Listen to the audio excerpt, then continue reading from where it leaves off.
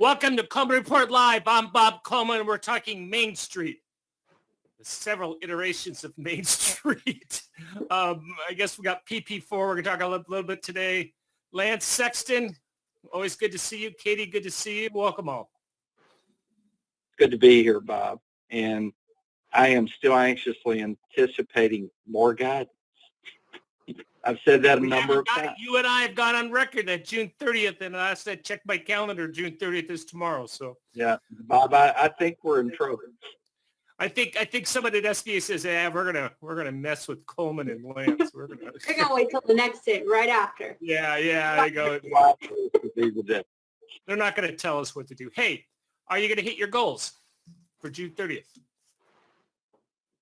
This is a really interesting question, Bob. I look forward to seeing the results. And I worded it obtusely on purpose, because there are revenue goals and there are asset goals, and curious, looks like, yes, 45%. I'm assuming those fee income off the PP loans has helped the income statement pretty positively, Lance. I would think that this quarter that's ending, many banks across America will have a pretty decent quarter that were actively involved in PPP loans because it's non-interest income effectively, and it should drop straight to the bottom. Put up the numbers again. I guess you guys need to remind me to read these. I know there's some people who are viewing this who don't have access to the screen. So yes is 45%, no is 31%. So that's good for all of you. Number two. And Bob, you and I keep talking about we are hearing or reading stories about banks struggling with understanding how to underwrite loans in this environment. Well, I mean, let me ask the poll question, then I'll address that. Are you planning on participating in the Main Street Lending Program, which is effective July 1? Yeah, Lance, it was interesting. There was an interesting article that said we have problems as lenders in terms of determining credit worthiness. Why? Because all loans are shown as current these days, correct, Lance? I shouldn't say all loans, but most loans. Well, especially in the SBA arena, most of your SBA loans are getting CARES Act payments made. And you know, I've said this all along, it's going to be interesting to see what happens when we come out of PPP funding, which has kept a lot of businesses propped up, and we come out, you know, the double whammy is not only have we had PPP funding to support payroll, but they've had payments made for them for the last several months by SBA. So hopefully our economy will pick up steam when these, you know, the PPP funding's now running out. They've probably used most of it, if not all of it by now. Additionally, those payments, most of those were April, May, June, July, August, September. So most of those will be running out in the next couple months. So it's going to be interesting to see what happens after that. 15% of the people viewing this say they will participate. 60% no. That's a huge, huge number. That's almost flipped on PPP.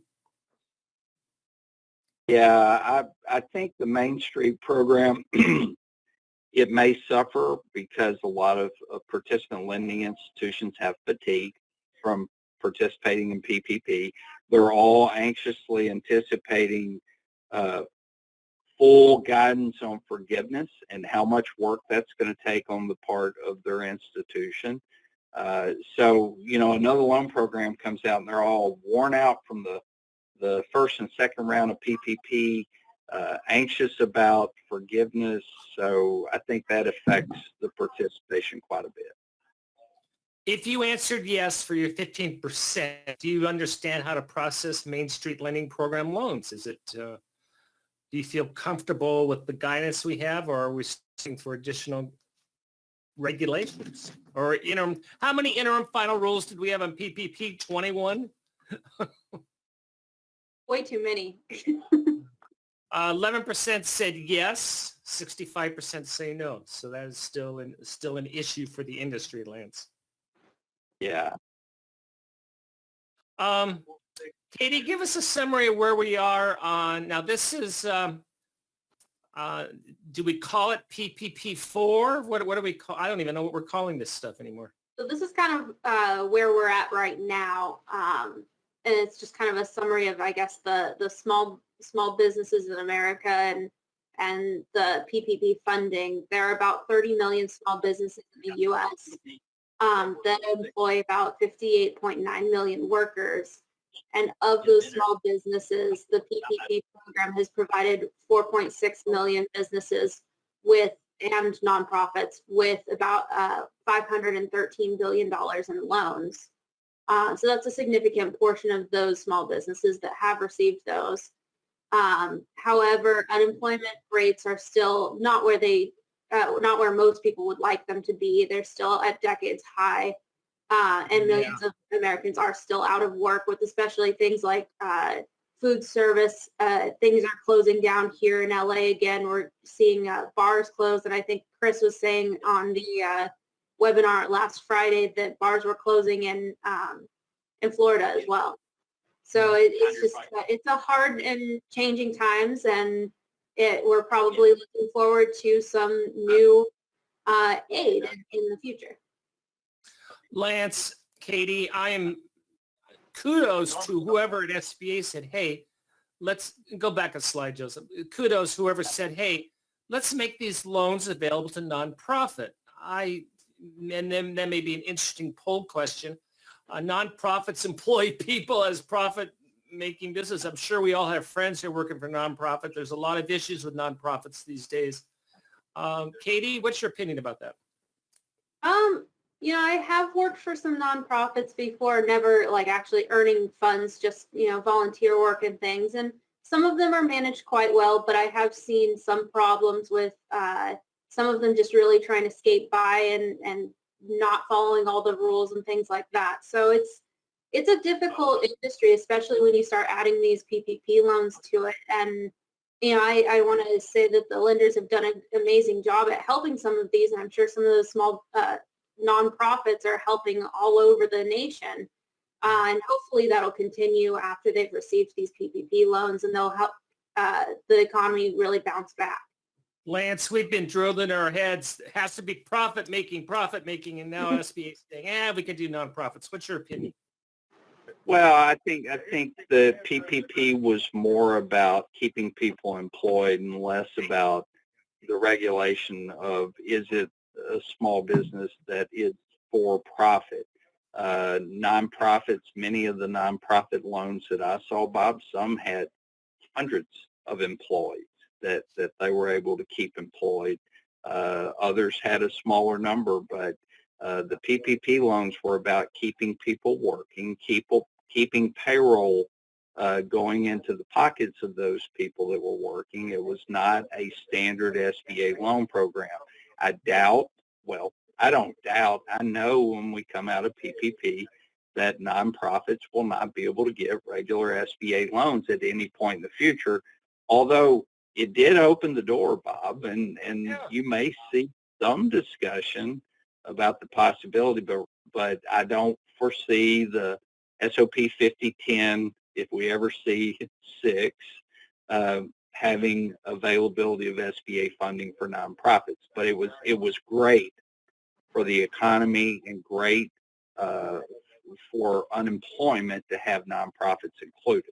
Well, I know nonprofits are difficult to underwrite. They have a different balance sheet and income statement than a for-profit entity. And I know there are some lenders out there.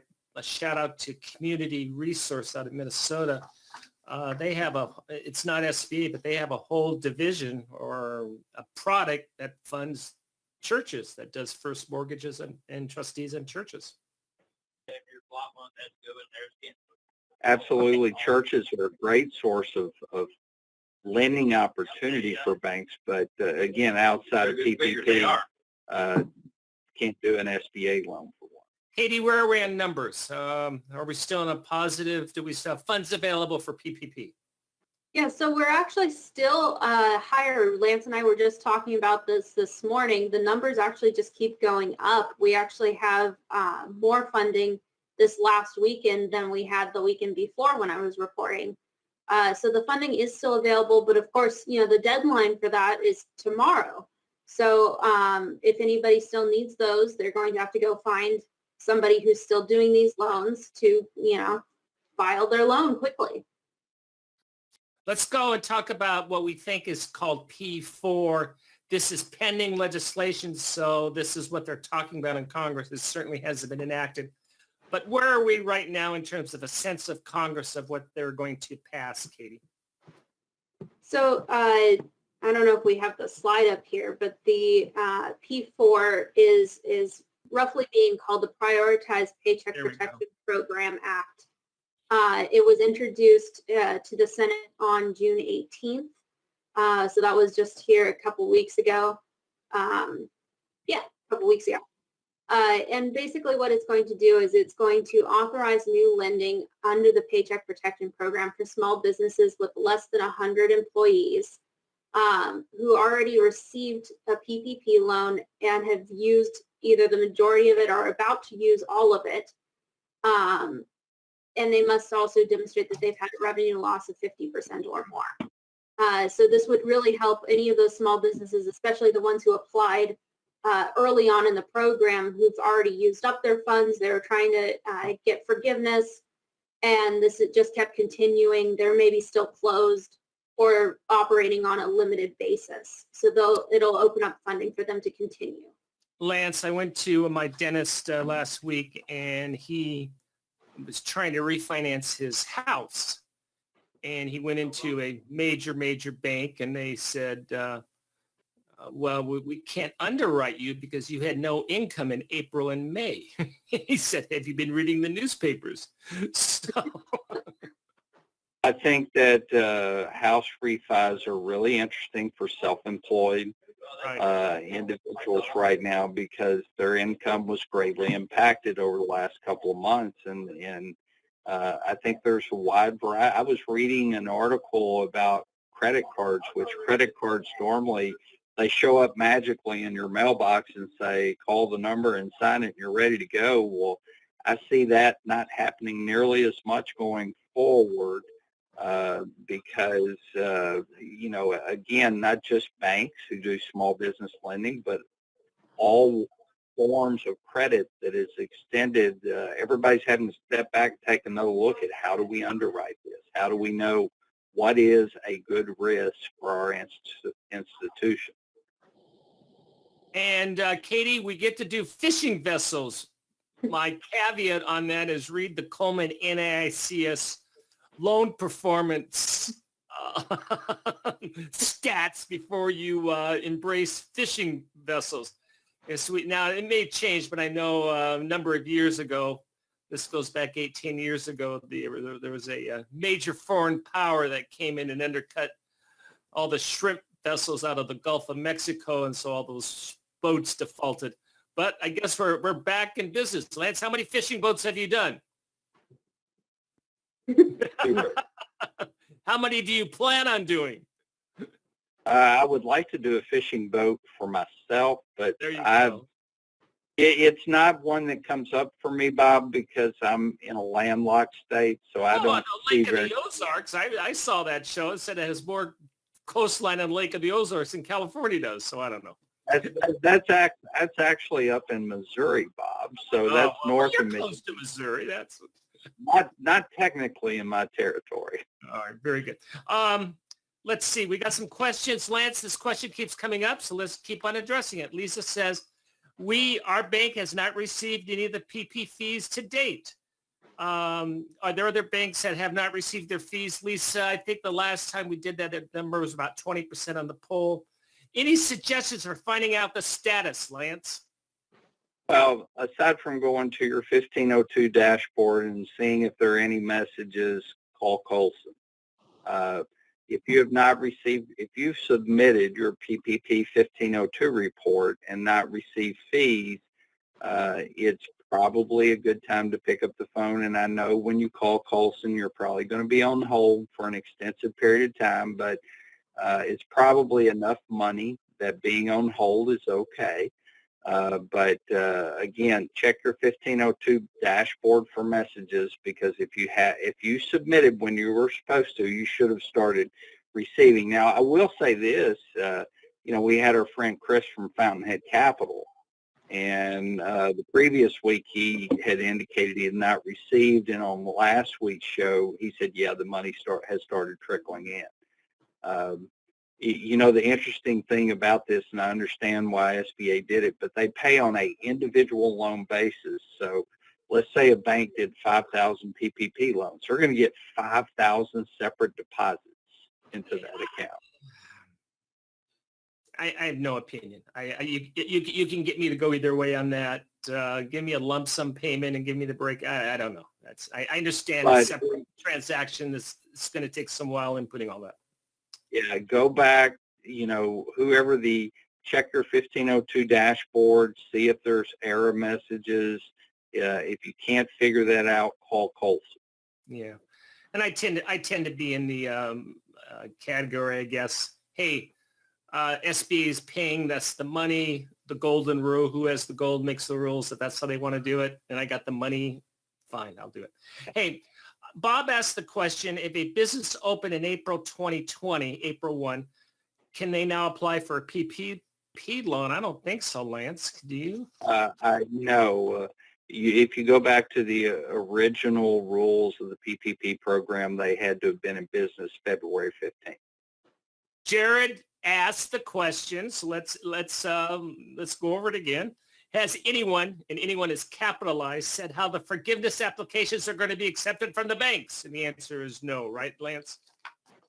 Well, forgiveness applications being accepted by the banks. Most banks, I did a check again today, most banks still have messages that say the forgiveness portal is coming soon. We're still digesting SBA's information, so most banks do not have a forgiveness portal yet, as well as nobody knows how we're submitting the forgiveness request to SBA. I am sure that's coming very soon, but we don't know at this point. We got a number of comments defending Olson. Sandra says, Coleman is responding to emails pretty quickly, so that is an alternative. I did both back and made the phone call and the email, and she got a call back. Ian said that their bank just got their fees on last Thursday. And Galen says SBA actually has an issue with some accounts, which is not, that makes sense. But it sounds like it's just a manual process of going through this stuff. So thank you for that clarification. Sandra, thank you very much. Yes, Sandra, thank you very much, because I didn't mention the possibility, but emailing Coleman may be the best way to contact. Yeah, I agree. It's next, and I'm glad to hear they're responding. Maybe we can get someone from Coleman on, and they can give us an insight of what's going on. Hey, with that, we know it's quarter end, that you're busy. Please send emails. Oh, Lance, give a little shout out about your PDK webinar next week. Guys, a lot of uncertainty in the economy. Most of your borrowers are getting payments made for them. What happens after that? Well, there's likely to be some challenged SBA loans. It's important for you to know how to get your guarantee paid, and that's what we're going to cover on July the 8th. Very good. And then, of course, we're going to do the Main Street Lending Program webinar on July the following week, and hopefully we'll have the good guidance for that. Hey, take advantage of our loan training, of course, our NAICS reports. And the compensation report has been on me. I think you all know but my strength is getting back. So I promise to finish that this week. If you filled out the survey, you will get it this week, and we will start offering that for sale. Katie, Lance, thank you very much. Thank you for joining us today for the Coleman Report Live and for supporting America's Main Street, one entrepreneur at a time. Talk to you tomorrow. Have a great day. Thank you. Have a good day.